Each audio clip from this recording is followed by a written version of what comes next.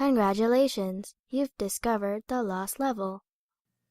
Hello, and welcome to The Lost Level, episode 103. My name's Chris. With me, as always, is Alex. Hello. And in our Lost Level episodes, we go through the news and games and movies, as well as some random thoughts and just random stuff that we can kind of come up with. News has kind of been slow lately. There's been a lot of news about very small amount of things. Yeah. So we can only really cover what we read in the news. So unfortunately, all that really is Fallout 4 stuff and Star Wars stuff because, hey, that's what gets proper websites a lot of clicks because everyone loves Fallout 4 and Star Wars.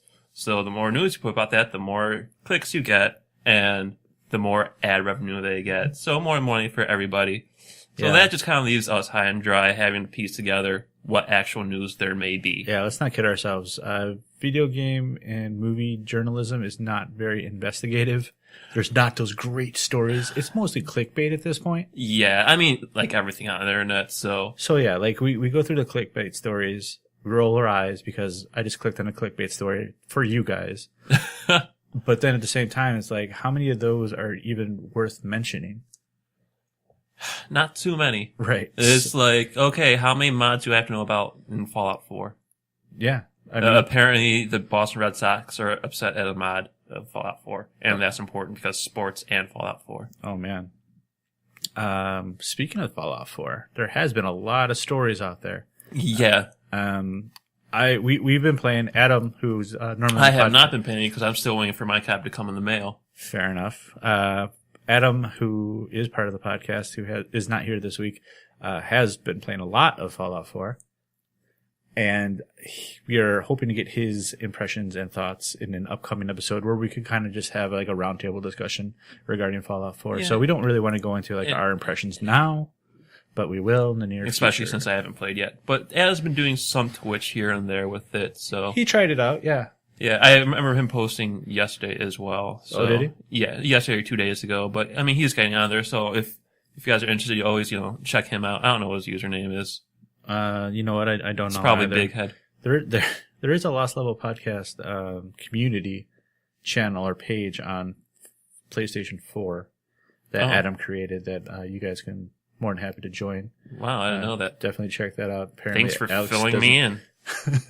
Well, I was invited. I don't know about you. I wasn't. Am I kicked out of the podcast? Are you subtly trying to sell me something? No. So, that being said, what was the game news that you had this week?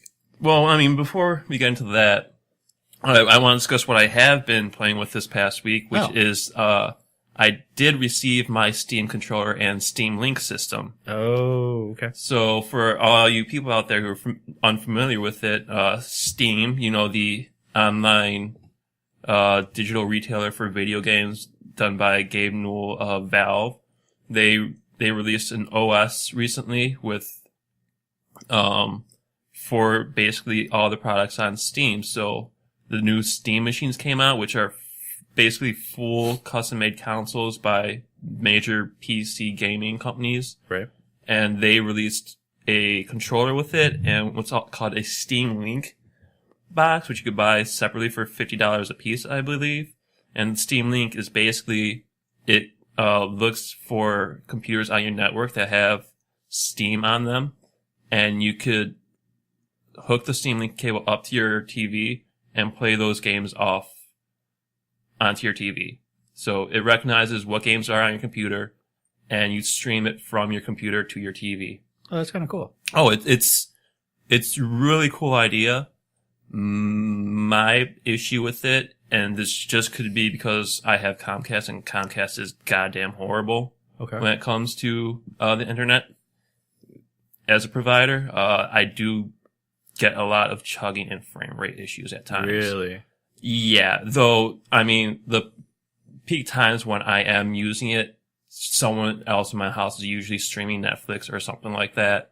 So that can contribute to it quite a bit, I imagine. Yeah, that would make sense. It got to the point where I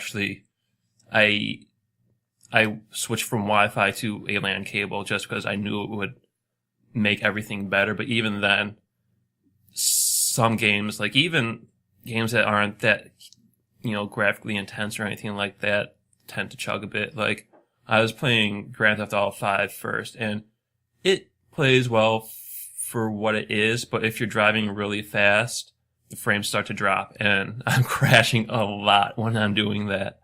So that's not the ideal stage. That's not the ideal game to play this with.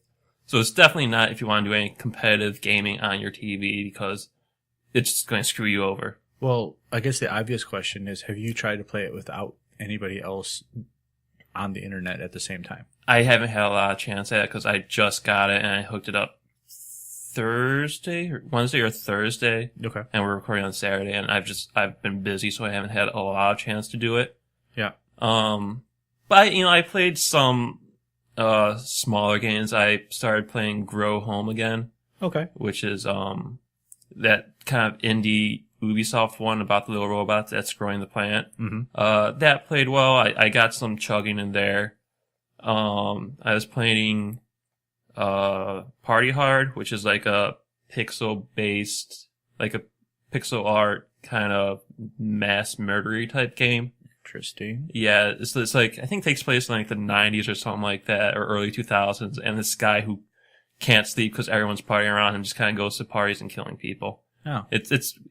It's weird, kind of like trap-based game. It's okay. It's fun, but like I said, that worked pretty well, but I still even got some chugging in there every now and then. Definitely try without anybody else playing. Oh, just to see if there's a difference. Yeah, I will, definitely. But I did notice improvement when I switched from the LAN cable. Yeah. But I was also using the Steam controller, and I'm not liking it. Why? It feels awkward for multiple reasons. The first being is just the ergonomic design of it. It's not physically comfortable to hold. I found myself getting more comfortable the more I used it. Mm-hmm. Not quite as bad as original PlayStation to PlayStation 3 era controls. It's better than that, but definitely not as comfortable as Xbox One or PlayStation 4, the Xbox 360. It feels bulky towards the base by the hand grips. Okay. So I have that issue, but I think the biggest issue that I have with it, honestly, is the placement of everything on the face. This is just me, just because I'm used to the Xbox setup where the left analog stick is above the D-pad. They have it switched like it is on the PlayStation, so I'm not as comfortable there. But the biggest issue is where the buttons is the tracky pad type of thing. Yeah. And the buttons are where the right analog stick would be. So that throws me off a lot because I've grown up for, almost 3 decades at this point playing video games, and the face buttons, the A, B, X, Y, all that stuff has always been in the same spot. And I'm suddenly switching this controller where it's moved. And I find myself pressing the wrong button all the time just because I am not used to those buttons being there, and I'm not hitting them as intuitively as I used to. Yeah, so I would definitely stay away from QuickTime events. Oh, God, yeah. No, I mean, at this point, I am playing more slowly paced games that take more time and decisive action, is strategic action instead of really fast paced games. Just trying to get used to it. Yeah. And it's also weird. Like, you have the 4 shoulder buttons, left trigger, left bumper, right bumper. Right. But also, there's like a almost third trigger on the back where it's almost like the whole side. So where your fingers would normally rest, there's like another trigger that you could pull in for additional controls. Like, think of, how the new Xbox Elite controller has those back things that you can pull? Yeah. Imagine just one big one of those on each side. That is weird. Yeah. And it really throws me off because, those are set up to do something. And if I'm getting in a real intense section in the game, I will squeeze the controller and I'll accidentally push that and do things that I don't want to do. Yeah. So that is kind of annoying. So wasn't this controller like play tested like crazy, and it went through like several different designs and like variations, like what gamers wanted? I think, but I mean, I'm not sure if they were focusing on, PC gamers or what, because maybe PC gamers would be more comfortable with this. But still, yeah, it's very awkward to hold. Which is weird, because like I would feel that this conversation would be flipped, because I'm the type of person who's very not comfortable with certain controllers. We've talked about it for eons and all these different podcasts. But like for you, you're pretty equal opportunity. You play a lot of games on your phone as well, so you're used to like using pads like that, or your fingers on something like a trackpad or something. Mm-hmm. So like I figured that this type of controller would be the perfect thing for you. I was hoping it would be good, but it's maybe something I just do need to use more and get used to it. But first impressions, I'm not crazy about. Wow. Like, I'm even surprised. the trackpad that replaces the right analog stick, Mm-hmm. I really had to play around with the sensitivity of it, because I was trying to make quick movements in Grand Theft Auto, and it took me forever to turn and rotate. Wow, that's so weird. I'm actually kind of surprised by this. Yeah, and it feels awkward just because I'm not pushing something or pulling something, I'm swiping, Mm-hmm. and just having that in mind, swiping feels like a different motion for me. So when I was playing Grow Home, I was trying to look around and things felt backward and off. So I wasn't, once again, just maybe due to the placement of it being more vertical on the pad than what I'm used to, that when I was trying to swipe to look up, I would look more to the side just because I'm not used to that motion. Yeah, that sucks. Mm-hmm. Weird. Okay. So overall, the experience between Steam Link and the Steam controller is a little disappointing for you right now. A little. I mean, I had high hopes for it. I was hoping to use it a lot, but I'm not sure how much I will if I keep getting these chugging issues and I don't ever grow comfortable with the Steam controller. But that's not so bad, because I can hook up an old Xbox 360 controller to the Steam Link and play games using that, which I have been doing before the Steam. I would hook it up to my computer and play Steam games using that occasionally, depending on the game. Okay. Yeah, that makes a lot of sense. I like the idea of Steam Link, especially because Steam has so many amazing sales. Oh God, yeah. And like I can like possibly pick up a lot of games that I probably wouldn't pay full price for, that I'd like to try out, and they're super cheap. Mm-hmm. That I can just use the Steam Link for. I think that's a really cool idea, and gives somebody like me an extra added type of thing where I can play some Steam games where I normally wouldn't. Right. And if you are a PC gamer and you are more comfortable with the traditional mouse and keyboard, you can even hook up your mouse and keyboard to the Steam Link and play off of that. So you're not confined to using a controller. So I mean, if you want, you could stretch the cords across, or you could just get like a wireless keyboard and mouse and just lounge with maybe like a tray table in front of you, or just a board to place those on and play that way. So I mean, the idea there is great if I had better internet. Okay. That wasn't Comcast. I'm praying for the day that Google Fiber lands in our area, so I could switch to that and everything would run a lot smoother. That would be pretty sweet. That would be ideal. But as it is, the concepts are good. They just need to be retooled, I think. Okay. Very cool. Okay. But now going to news. As we were saying at the beginning of the podcast, a lot of the news these days revolved around Fallout 4, because that is the darling game right now. So much so the fact that it's been breaking records left and right. It's sold, 12 million copies worth of sales that value over about $750 million. It's been breaking records for most concurrent players on Steam at a time, and it's been breaking Twitch records as well. So, it seems like this Fallout 4 is kind of a popular game, am I right? I mean, is that what I'm getting from this? Duh. Yeah. Everybody's excited about this, obviously. So much so that I feel bad for Tomb Raider coming out the same day. Oh my god. I've heard nothing about Tomb Raider. Yeah. I've heard very little. You'll see maybe like a ratio of 10-1 stories versus like Fallout 4 versus Tomb Raider, because there's nothing for it right now, because everybody wants the clickbait articles of how you can do these cheats or all these get these glitches things. for Right. unlimited caps, which I saw. Yeah, I saw that multiple times by the same people. Oh my god. Like, it was they just rehash them in your Facebook feed or whatever. Yeah, it's just ridiculous. But anyways, Well, I mean, I feel bad for Tomb Raider because it's been getting really good reviews. They're saying it's even better than the last one. Which the was last one was phenomenal. really good.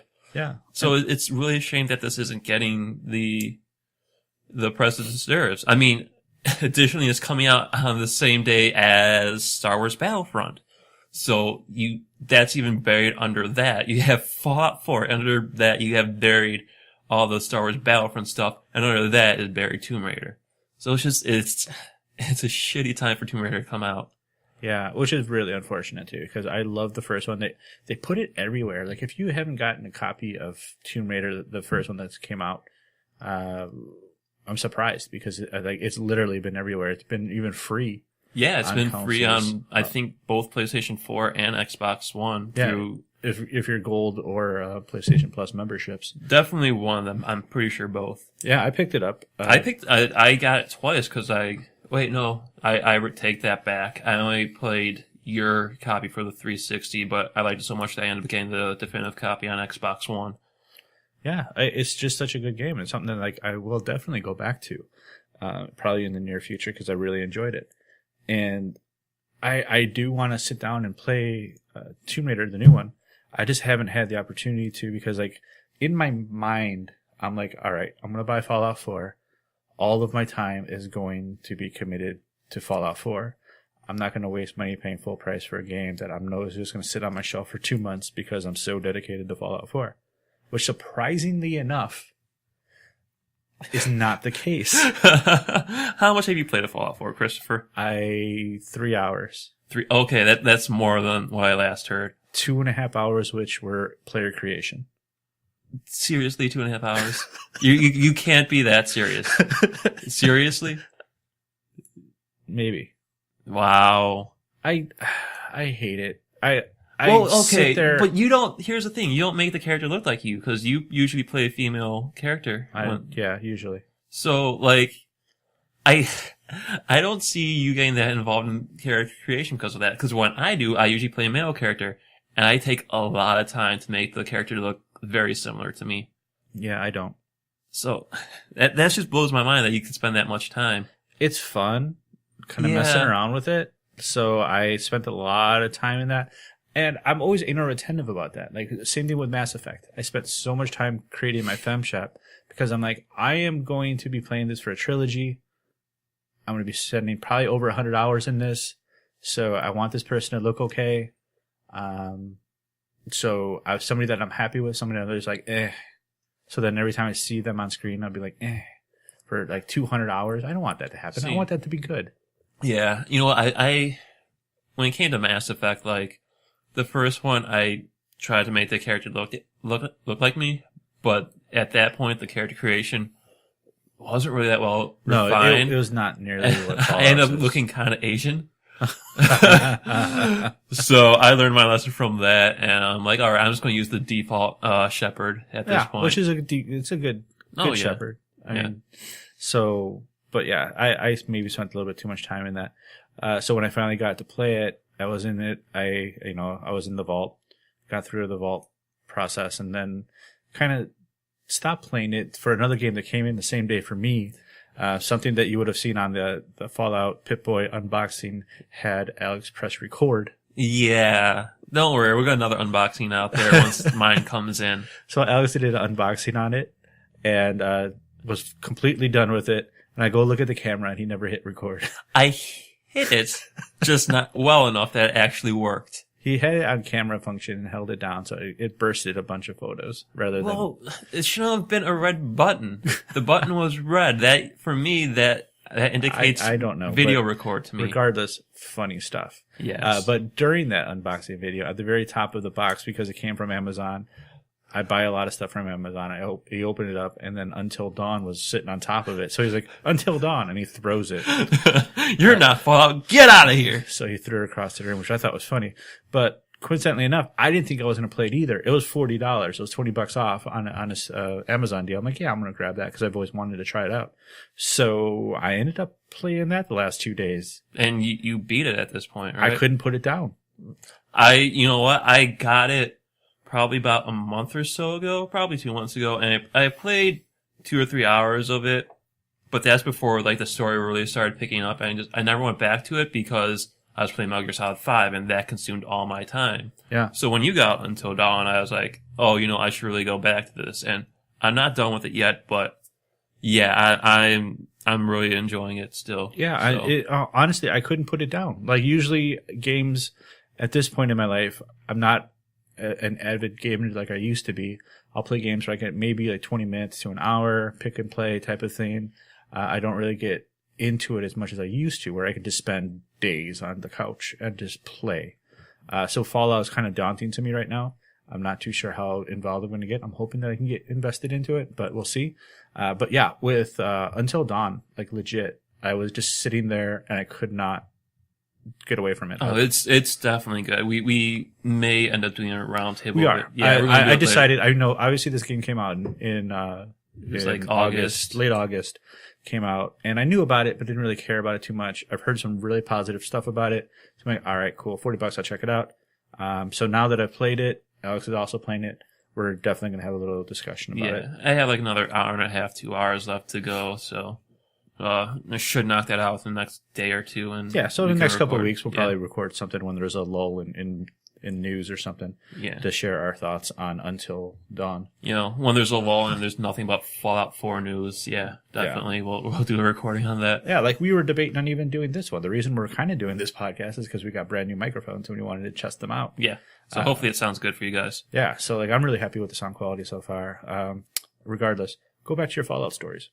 Those were really all the Fallout stories. Just all the records they've been breaking, the Twitch, the concurrent Steam players, and just sales in general. But when it comes to other news stories, But what about Fallout 4 launch hurts Pornhub's traffic? oh, I guess we could talk about that. I mean, I just thought that was that's comical. that's humorous. Yeah. But apparently Pornhub, the popular website for pornographic videos, suffered a huge dip in visitors the day Fallout 4 came in. Like, a massive dip. Which is hilarious. Yeah, I mean, that kind of shows where that culture's at and our priorities. Yeah, definitely. But, funny little story there. But, I mean, moving beyond that, Nintendo did their direct thing again recently. A lot of news, some news came from that, but the thing that really stood out to me was Hyrule Warriors for the 3DS is going to have a female Link. Oh dear. Seriously? Yeah. And it's like, how... I understand our culture's recent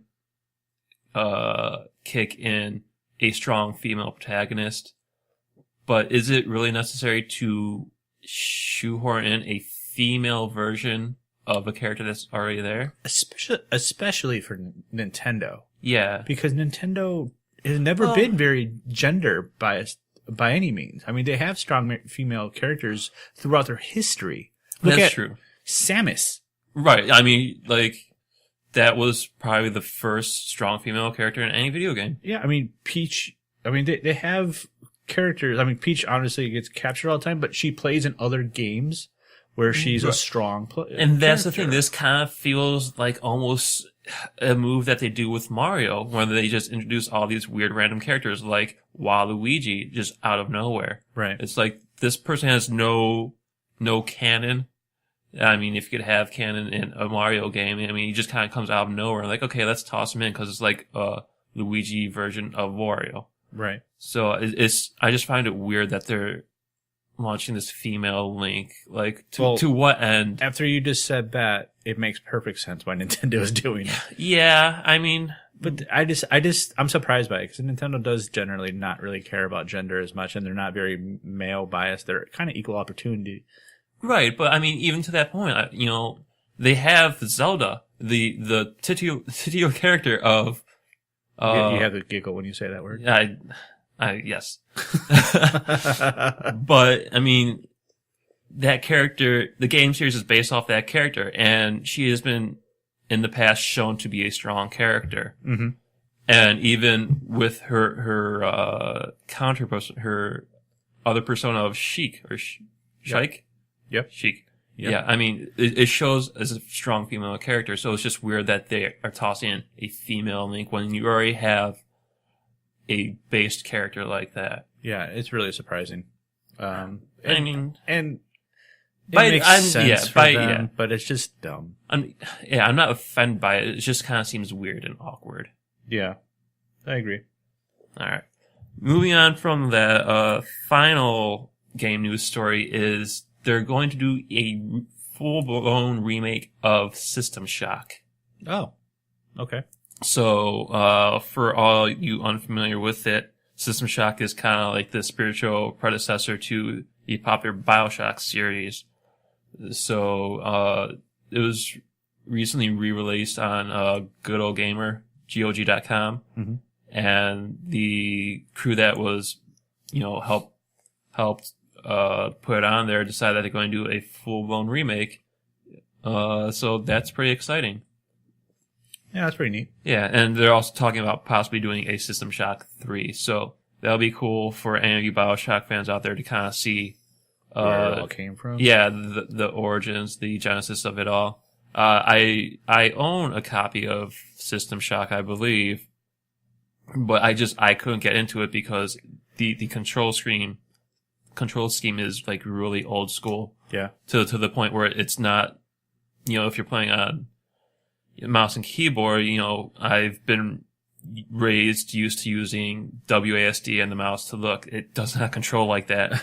It's very old school where the mouse really has no use. So I couldn't play it because of that. It felt too awkward for me. So I'm like, I'm going to move past this and I'm going, you know, I appreciate for its history and its influence, but Yeah, I can't play this right now. But I mean, if they're doing this remake, I'll definitely be checking it out when it comes out.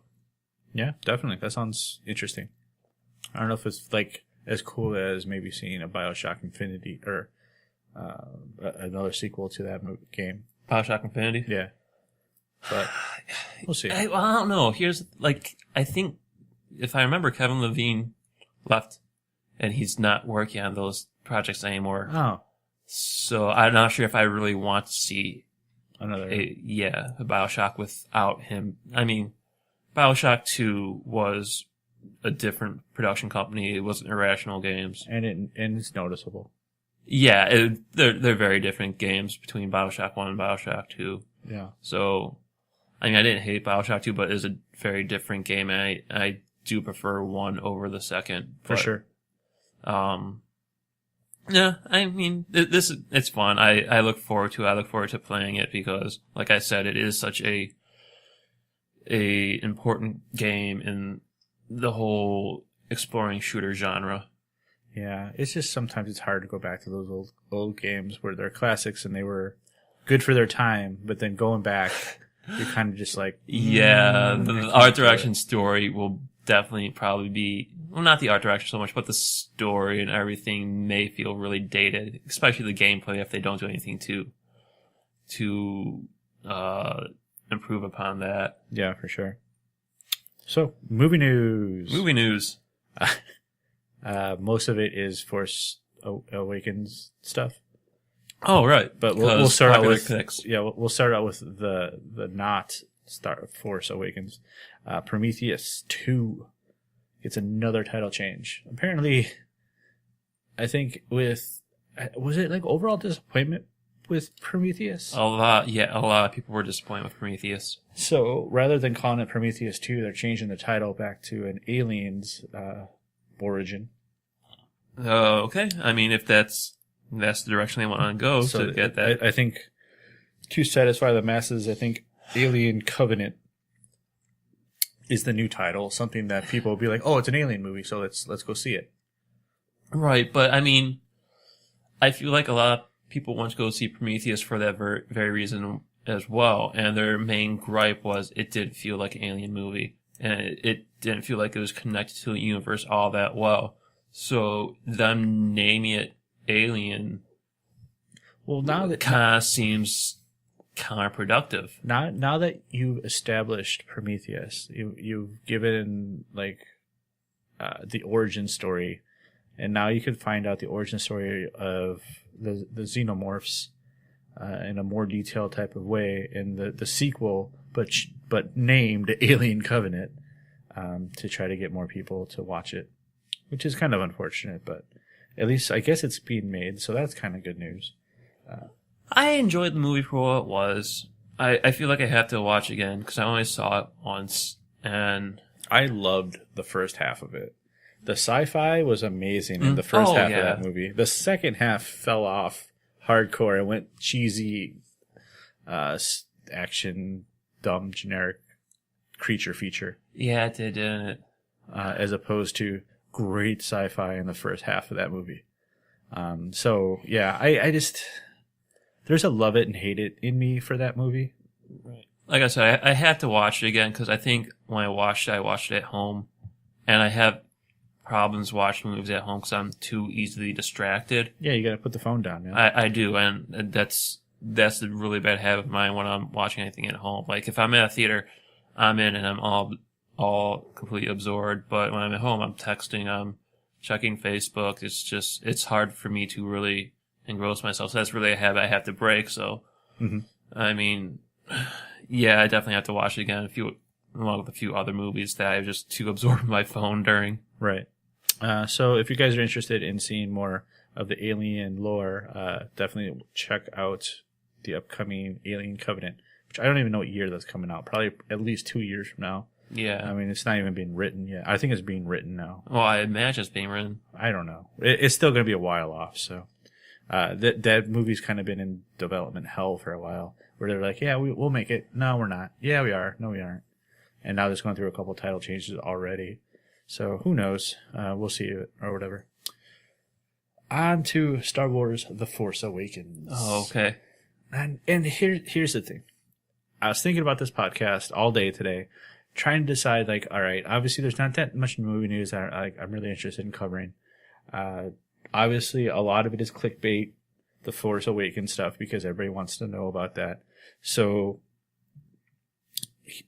us at the Lost Level have been really trying to not spoil ourselves. I have a bad habit of spoiling myself for a lot of movies. I still probably know, well, I feel like I know a little bit about Force Awakens, but in reality, JJ is doing so awesome at keeping a lot of it under wraps. So you don't get a lot of official story. A lot of it's all hearsay. A lot of it's all rumor, which is awesome. So I do like listening to people talk about it from a theory standpoint. Because there's a bunch of those out there. Right. So I like listening and like talking about those types of things because it's strictly theory. You know, there's no spoiler stuff behind it because it's just legit. This is my opinion on what could happen based on either the theatrical trailer or the movie poster or whatever. It's like, okay, I see this image. This is what this image kind of makes me feel and what I think might happen. So that's something that was kind of going over my head. Like, do we want to do something like that? Do we want to like just look at, like, we've watched the trailers, obviously we've seen the poster. So do we want to like get into our speculations? And I kind of want to do that in a round table. Okay. Well, I have watched the trailers a few times, but I have not picked it apart. You know, well, I'm not saying go frame by frame. Like, okay, that's actually going to happen. And like just doing that stuff. I kind of like just, because I want to distance myself, obviously, from the trailers from the spoilers. So I don't really want to get into that type of conversation where like, all right, this is what's happening in Star Wars The Force Awakens. Because I want to be that kid when that comes on again. Because when I watch a trailer, I am not trying to... We've talked about this before, offcast, how a lot of times trailers will just give away the whole story. Like, there's no twist, there's no turn that you're not seeing because the trailers just give it away. Well, yeah, anything that's a 2.5 minute trailer gives away the story of the movie. Right. And, you know, there's a terrible amount of those. So I feel like that is counterintuitive to what a trailer should be. A trailer should be an experience that gives you a feeling and an emotion, and you kind of absorb it and let it wash over you instead of analyzing and seeing what's happening. And that's why I've loved these Star Wars trailers, because I'm not trying to look at it going, oh, who's this guy? What's going on here? Like, I watch them like, okay, this is awesome. Like, I know very little about what's going on, but everything I'm seeing and feeling feels very natural and real, as opposed to, you know, just trying to analyze it all. Yeah, and I'm so disappointed with trailers. I wish we would go back to the days of just teaser trailer. The name teaser trailer being something where we can just be like, okay, just get a quick tease, get a quick taste, not necessarily know what the story's about. My biggest gripe is the new Rocky movie that's coming out. The Apollo. Creed. Oh, Creed, yeah. Yeah, like that bothers the shit out of me because I love, granted, I like the Rocky movies a lot. I think they're great. I think they have a good message behind them. I think Sylvester Stallone does an amazing job with those. So I'm gonna watch Creed on opening day, and I watched the latest trailer, and the trailer's like 2.5 minutes long, and it gives away a lot of stuff that I would have loved to see in the movie without having to see that beforehand, like Terminator Genesis.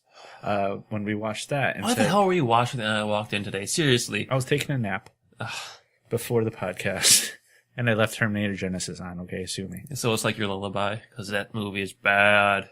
Yeah, it's nostalgia. It makes me feel warm on the inside. So I'm all tucked in underneath the blanket. I'm like, I'm gonna nap. Okay. But yeah,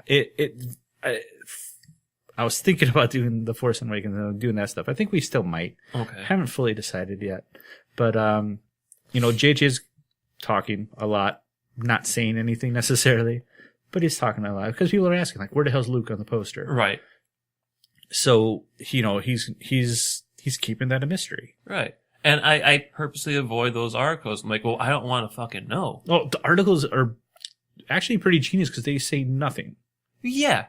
I mean, because it's clickbait, because it's Star Wars and it's Luke and people want to know, and people go click on it, and so like, oh, we still have no answers for you, but thanks for reading the article and giving us those posts. Yeah, thanks for helping us with our revenue.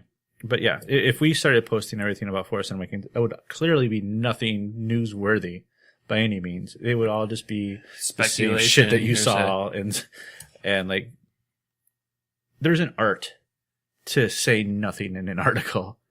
And I think that's like, we're in the golden age of bullshit right now. Oh yeah. I mean, you get that on basic news channels like Fox News, where it's just people talking and not really saying anything. So, JJ is really, really doing good with that right now. Yeah, I like being kept in the dark because, you know, like I said, I want to go in that movie and just watch it with fresh eyes without really knowing what's happening. Yeah, and really, realistically, I've watched some stuff. Like I said, I enjoy listening to people's theories and pulling stuff together, and like, that interests me. So I do listen to that stuff. So that's why I kind of want to do one, so I can share my thoughts and everything. I don't want to do it here, obviously, because if you guys are like hardcore the Star Wars Force Awakens into like, don't want to know very much about it at all, I don't really want to do that on this podcast. And ruin that, guys, for you. So you're going to ruin for me if we do that. Damn it. See, then maybe we won't do it. I don't know. We'll talk about it later. Yeah, we'll talk about it. So yeah, JJ talked about that. He's leaving Luke a mystery, obviously, and which is rightfully awesome. Congratulations to him for not having anything divulged. He's done an amazing job. He always puts out those stories too that you don't know necessarily. They're false stories, but he wants people to believe them. Misdirects. Yeah, red herrings. So yeah, I'm interested to see like, I think he's smart enough to put a lot of red herrings into stuff that we've seen on TV that kind of has all these debates going on that people think one way, so when you watch the movie, it's going to go into a completely different way, which would make me happy. Mm-hmm. I'd be super stoked about that. One red herring I feel that he's kind of done was maybe spoiled in a fucking battery commercial that I watched. I remember you texting that to me. I was like, oh God, I'm glad I don't watch TV. What was I watching? I was watching something off my DVR, sitting there not really paying attention, like watching the show, commercials come on, go back to my phone, check out, whatever the hell I'm doing. And then I hear the music, and I look up, and it's a battery commercial for the new Force Awakens movie. And I'm like, was that just a spoiler I watched? I don't want to say it, because if you haven't watched it, no, I haven't watched it. But it's like, I'm thinking back to Transformers 3, where there was the coloring book that came out before the movie came out, and people who flipped through it saw, holy shit, Optimus Prime dies. Yeah. Like, that makes me think of that, where it's just, people not really paying attention to what they're putting out there, and it reveals big plot points. Yeah, and like marketing for toys do that all the time. Like you'll see a lot of cool stuff. It's like, right, that happened. So you saw that in the toy, and then you see the movie 2 months down the road. Like, fuck, I wish I didn't see the damn toy. I feel like that happened for this battery commercial. So if you guys are really worried about that stuff, and even if it's just potential, I would highly avoid battery commercials or anything Star Wars related in terms of commercials, because you don't know what the hell they're going to promote or show. I'm trying to stay away from Toys R Us just because I don't want to see the new toy lines. I don't want to see any of that stuff because I want to go in. Right. Like, I was spoiled for a lot of the other stuff that came out for a lot of movies in the past, and I don't want to do that necessarily for this. So, you know what? Because of clickbait era, I had 4 different Star Wars stories. And I don't really want to talk about them on here. Okay. I don't. I think that we kind of just talked about Star Wars for like 10 minutes. I think that's okay. We didn't say much, so I feel like we accomplished a clickbait article. Yeah, we're good. We're going to get those hits. So yeah, that being said, we will probably try to do something where it's just our complete speculation, because we have no clue really what's going on with it. And I like that. Okay. So it'll be fun to like record that and then watch the movie and then revisit it and be like, wow, we were so off. Or I hope so. Or like, oh man, I called that shit. Yeah, I mean, there is a weird sense of pride when you see what's coming. Yeah, it's kind of fun like that. Oh, you know what? There was one, sorry. Okay. X-Men Apocalypse trailer is going to be attached to The Force Awakens. Yeah, that's so cool. I can't The teaser trailer for that. So it'll be what, 10 seconds? No, I mean, teasers are usually about a minute long and have like one long shot with a weird voiceover. Then there's like a shot of, oh my god, it's Apocalypse. Oh, in a teaser. world with Apocalypse. In a world that's about to end. Apocalypse. X-Men. Jean Grey. Yeah. Wolverine. Yeah. I like how you put, yeah. Okay. Yeah, let's go. So, that's our show. All right. I'm going to reach you, Alex. You can follow me on Twitter. My name there is Alex Sandberg, AlexSanberg, or you can email me directly at the website, alex@lostlevel.com. What about you, Chris? You can reach me on Twitter, twitter.com/calmintensity. We are also on Twitter, The Lost Level. We also on Facebook, Lost Level. And all this information is in the upper right-hand corner of lostlevel.com. We are on YouTube, so please please subscribe to us on YouTube. I've been very diligent in putting all of our podcasts on there. Because I wasn't. We're putting a lot of exclusive content in there as well. We're thinking about doing some expanding now that we got some new equipment, and doing some video podcasting and going into some different avenues using YouTube. So going to do the unboxing of the Pip-Boy edition once I receive it in the mail, which hopefully I will record. Haven't gotten it, but yeah, we would have had one up had he hit the record button. Yeah, I'm a dummy. So there's some cool stuff that's coming out for us. We actually do have a couple podcasts in the pipeline that have been delayed a little bit, but they're still gonna come out eventually. So definitely excited for a lot of stuff coming up. Again, like us on Facebook, subscribe to us on YouTube. All our information is in the upper right-hand corner of lostlevel.com. So just look at those links, click on them, and give us, tell a friend about us, because if you like us, maybe your friend will as well. We'd appreciate it. All right. Thank you again. Bye.